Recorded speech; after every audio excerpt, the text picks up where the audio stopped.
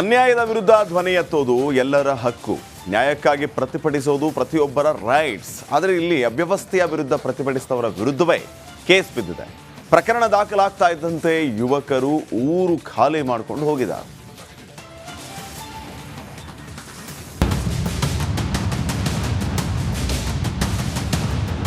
ಕಿತ್ತೋದ್ ರಸ್ತೆ, ಹೊಳೆ ಯಾವುದು ರೋಡ್ ಯಾವುದು ಅನ್ನೋದೇ ಗೊತ್ತಾಗಲ್ಲ. ರಸ್ತೆ ಮೇಲೆಯೇ ಹೊಳೆ ಹರಿತಿದೆ, ಹರಿಯೋ ನೀರಲ್ಲೇ ವಾಹನಗಳು ಸಂಚರಿಸ್ತಿವೆ. ಸ್ವಲ್ಪ ಯಾಮಾರಿದ್ರು ಅಷ್ಟೇ ಕತೆ. ಯಮನ ಪಾದ ಫಿಕ್ಸ್.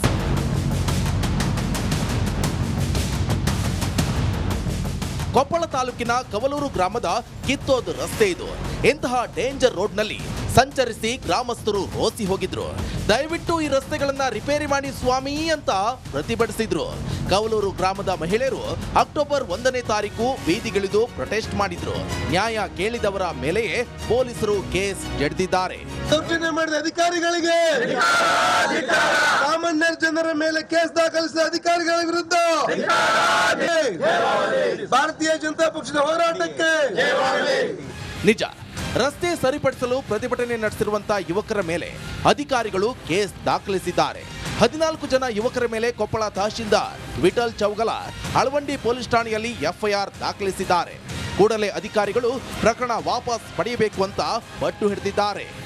ಈಗ ಕೌಲೂರವರು ಅಂತಂತಂದರೆ ಹೆಂಗಾಗಿಬಿಟ್ಟಿದೆ ಅಂತಂದರೆ, ಶಾಸಕರಿಗೆ ಕೌಲೂರು ಅಂದರೆ ಈ ಕಡೆ ಅಲಕ್ಷ್ಯ. ಆಮೇಲೆ ಕೌಲೂರಿಗೆ ಬರ್ಬೇಕಂತ ಯಾರಾದರೂ ಇದ್ರು ಕೂಡ ಈ ಊರಿಗೆ ಎದಕ್ಕೆ ಬರ್ಬೇಕಪ್ಪ, ನಿಮ್ಮ ಊರಿಗೆ ರಸ್ತೆನೇ ಸರಿಗಿಲ್ಲ, ನಿಮ್ಮ ಊರಿಗೆ ಬಂದು ಏನು ಮಾಡಬೇಕು ಅನ್ನೋಂಥ ಪರಿಸ್ಥಿತಿನ ಐತಿ. ಆಮೇಲೆ ಶಾಲೆ ಮಕ್ಕಳು ಬನ್ನಿಕೊಪ್ಪಕ್ಕೆ ಹೋಗ್ತಾರೆ, ಮುಂಡ್ರಿಗೆ ಹೋಗ್ತಾರೆ, ಅಳವಂಡಿಗೆ ಹೋಗ್ತಾರೆ ಶಾಲೆಗೆ. ಅವ್ರಿಗೆ ಹೋಗಕ್ಕೆ ಬಸ್ ಸೌಲಭ್ಯನೂ ಕಟ್ಟಾಗ್ಬಿಟ್ಟು. ಯಾಕಂದರೆ ಅವ್ರಿಗೆ ಬಸ್ ಡಿಪೋದವ್ರಿಗೆ ಯಾಕೆ ಬಸ್ ಬಿಟ್ಟಿಲ್ಲಪ್ಪ ಅಂತ ಕೇಳಿದ್ರೆ, ನಿಮ್ಮ ಊರು ರಸ್ತೆನೇ ಸರಿಗಿಲ್ಲ, ಅದಕ್ಕೆ ನಾವು ಬಸ್ ಬಿಡೋದಿಲ್ಲ ಅನ್ನೋಂಥ ಒಂದು ಮಾತನ್ನು ಅವರು ಹೇಳಿದರು.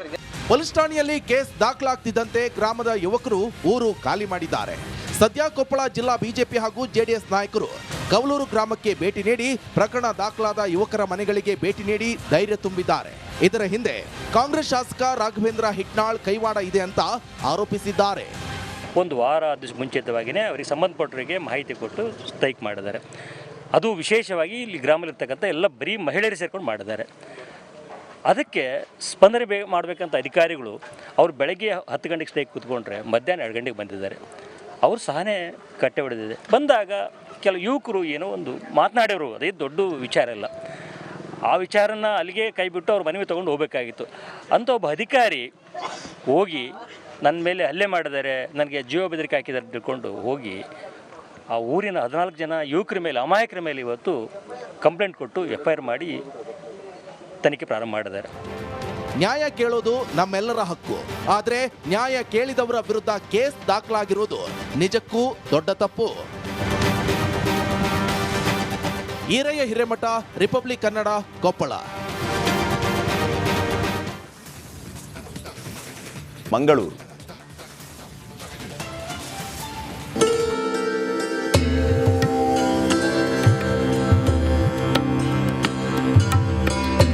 ದಸರಾ ಅಂದ್ರೆ ನಮಗೆಲ್ಲ ನೆನಪಾಗೋದು ಮೈಸೂರು ದಸರಾ, ಜಂಬೂ ಸವಾರಿ, ಖಾಸಗಿ ದರ್ಬಾರ್, ಸ್ತಬ್ಧ ಚಿತ್ರ ಪ್ರದರ್ಶನ. ಅದೇ ರೀತಿ ಮಂಗಳೂರು ದಸರಾ ಕೂಡ ಅಷ್ಟೇ ಫೇಮಸ್, ಸ್ವಲ್ಪ ಡಿಫರೆಂಟ್.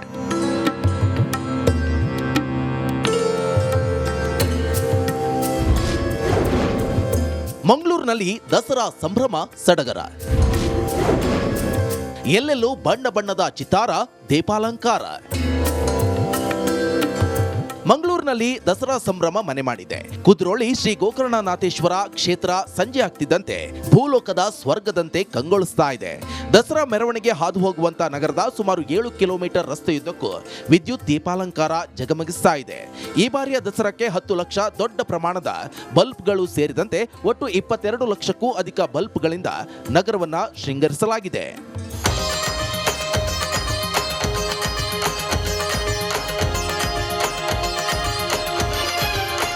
ಸದಾ ಜನಜಂಗುಳಿ ವಾಹನಗಳಿಂದ ತುಂಬಿರುವಂತಹ ನಗರದ ರಸ್ತೆಗಳೆಲ್ಲ ಬೆಳಕಿನ ಚಿತ್ತಾರದಿಂದ ಮಧುವಣಗಿತ್ತಿಯಂತೆ ಮಿಂಚುತ್ತಾ ಇದೆ.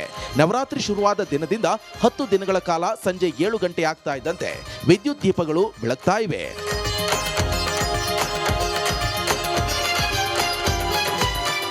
ಈ ಲೈಟಿಂಗ್ ಬಗ್ಗೆ ಹೇಳುವುದಾದರೆ ಮಂಗಳೂರಿನ ಇಡೀ ಸಿಟಿ ನಗರ ಪ್ರದೇಶ ಸಂಪೂರ್ಣವಾಗಿ ಅಲಂಕೃತಗೊಂಡಿದೆ.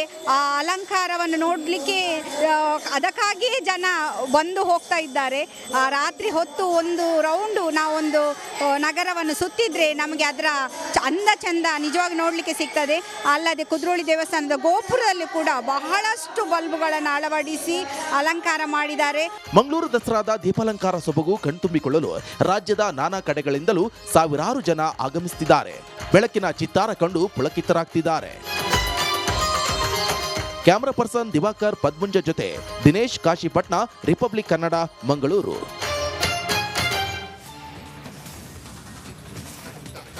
ನಮಸ್ಕಾರ, ಶುಭೋದಯ. ನಿಮ್ಮೂರಲ್ಲಿ ರಿಪಬ್ಲಿಕ್ ಕನ್ನಡ ವಿಶೇಷ ಬುಲೆಟಿನ್ಗೆ ಸ್ವಾಗತ. ನಾನು ಶ್ರೀಪಾದ್ ಪಾಟೀಲ್. ಕಳೆದ 2 ದಿನಗಳಿಂದ ಬೆಂಗಳೂರು ಸೇರಿದಂತೆ ಹಲವು ಕಡೆ ಮಳೆ ಜೋರಾಗಿದೆ.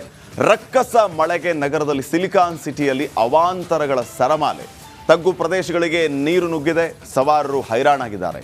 ಬ್ರ್ಯಾಂಡ್ ಬೆಂಗಳೂರಿನ ನಿಜವಾದ ಚಿತ್ರಣ ಇಲ್ಲಿದೆ.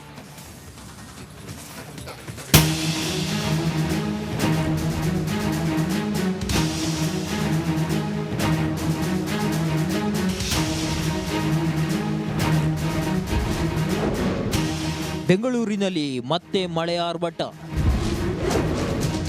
ಧಾರಾಕಾರ ಮಳೆಗೆ ರಸ್ತೆಗಳು ಜಲಾವೃತ.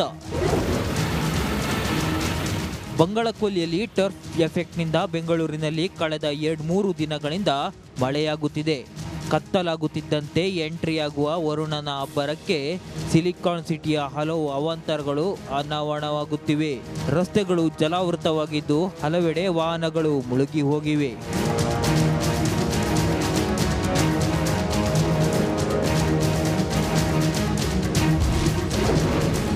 ಮಳೆಗೆ ಕೆರೆಯಂತಾದ ಕೇರ್ ಮಾರ್ಕೆಟ್. ಬೆಂಗಳೂರಿನಲ್ಲಿ ಮಳೆ ಅವಾಂತರ ಯಾವ ರೀತಿ ಇದೆ ಅಂತ ನಿಮಗೆ ಸ್ಪಷ್ಟ ಚಿತ್ರಣ ತೋರಿಸ್ತೀನಿ. ನಾನು ಪ್ರೆಸೆಂಟ್ ಈಗ ಕೇರ್ ಮಾರ್ಕೆಟಲ್ಲಿ ಇದ್ದೀನಿ. ನೋಡ್ತಿರ್ಬೋದು ಯಾವ ಪ್ರಮಾಣದಲ್ಲಿ ರಸ್ತೆಯಲ್ಲಿ ನೀರು ಹರಿದುಕೊಂಡು ಹೋಗ್ತಿದೆ ಅಂದರೆ ಇದೇನೋ ಒಂದು ಕಡೆ ಬ್ರ್ಯಾಂಡ್ ಬೆಂಗಳೂರು ಎಂಬುದು ಗೊತ್ತಾಗುತ್ತೆ. ಯಾಕಂದರೆ ಒಂದು ಕಡೆ ರಾಜಕಾಲುವೆ ಉಳುತ್ತಿಲ್ಲ, ರಾಜಕಾಲುವೆ ಒಳಗಡೆ ನೀರು ಹೋಗ್ತಿಲ್ಲ. ಈಗ ರಾಜಕಾಲುವೆ ಸ್ಟ್ರಕ್ ಆಗಿ ಆ ನೀರು ಹೊರಗಡೆ ಬರ್ತಿದ್ದಾವೆ.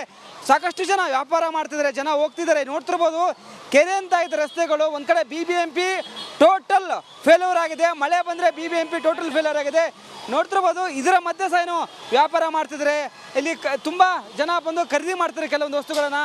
ಮತ್ತೊಂದು ಕಡೆ ಫುಲ್ಲು ಟ್ರಾಫಿಕ್ ಜಾಮ್ ಆಗಿದೆ. ಹೀಗಾಗಿ ಎಲ್ಲ ಒಂದು ಕಡೆ BBMP ಅಧಿಕಾರಿಗಳು ಈ ಒಂದು ದುಸ್ಥಿತಿ ನೋಡಿದರೆ ಎಲ್ಲೇ ಒಂದು ಕಡೆ ಫೇಲ್ ಆಗಿದ್ದಾರೆ. ಮಳೆ ಕಂಟ್ರೋಲ್ ಮಾಡುವಲ್ಲಿ BBMP ವಿಫಲವಾಗಿದೆ. ವೀರಸಂದ್ರ ಸಿಗ್ನಲ್ ಸಂಪೂರ್ಣ ಜಲಾವೃತ. ಎಲೆಕ್ಟ್ರಾನ್ ಸಿಟಿಯಿಂದ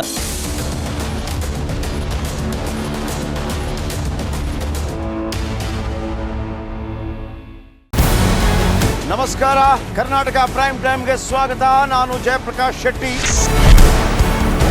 ಇಡೀ ಕರ್ನಾಡು ಇವತ್ತು ರೆಬೆಲ್ ಆಗಿ ನಿಂತಿದೆ. ಈ ಹಗರಣಗಳನ್ನು ಸದನದಲ್ಲಿ ಪ್ರಸ್ತಾಪ ಮಾಡಲು ಕೂಡ ಕಾಂಗ್ರೆಸ್ ಹಿಂದೇಟು ಹಾಕಿದ್ದೇಕೆ? ನಿಮ್ಗೆ ಸಂಬಳ ಅದಕ್ಕೆ, ನಿಮಗೆ ವಾಹನ ಅದಕ್ಕೆ, ನಿಮಗೆ ವೆಪನ್ ಅದಕ್ಕೆ. ನೀವು ಅದನ್ನು ಸೆರೆ ಹಿಡಿಬೇಕಾಗಿತ್ತು. ನೀವು ವಿದ್ಯುತ್ ಬರ ಇದೆ ಅಂತ ಹೇಳ್ತಾ ಇದ್ದೀರಿ. ಎಲ್ಲಿ ಬರ ಇದೆ ನೀವು ಹೇಳಬೇಕು. ಪಾಕಿಸ್ತಾನ್ ಆಕ್ಯುಪೈಡ್ ಕಾಶ್ಮೀರ್ ಅದು ಎಂದೆಂದಿಗೂ ನಮ್ಮದು. 40 ಮೆಷಿನ್ಗಳು ತಂದಿತ್ತು ನೋಟ್ ಎಣಿಸುವುದಕ್ಕೆ, ಅದೇ ಹಾಳಾಯಿತು. ಮಥುರಾದ ಗಲಾಟೆ ಇದೆಯಲ್ಲ, ಅದು ಸ್ಥಳೀಯವಾಗಿ ಕೂತು ಪರಿಹರಿಸಬಹುದಾದಂಥ ಕಾನೂನಿದೆ. ಗ್ಯಾರಂಟಿ ಯೋಜನೆಯಿಂದ ನಷ್ಟ ಆಗಿದೆ, ಲಾಭ ಆಗಿದೆ, ದಯವಿಟ್ಟು ಹೇಳಿ. Dawood Ibrahim most wanted criminal ಯಾವಾಗಾದ ಅಂದರೆ ಇಲ್ಲಿ ತನಕ ಭಾರತ ದೇಶದಲ್ಲಿ ಓರ್ವ ದಲಿತ ಪ್ರಧಾನಿಯಾದಂಥ ಇತಿಹಾಸವೇ ಇಲ್ಲ. ರಿಪಬ್ಲಿಕ್ ವರ್ಲ್ಡ್ ಆಪ್ ಇದು ಕೇವಲ ಅಪ್ಲಿಕೇಶನ್ ಅಲ್ಲ, ಸಮಗ್ರ ಸುದ್ದಿಗಳ ಸಂಪರ್ಕ ಮಾರ್ಗಕ್ಕೆ ಕ್ರಾಂತಿಕಾರಿ ಬದಲಾವಣೆ.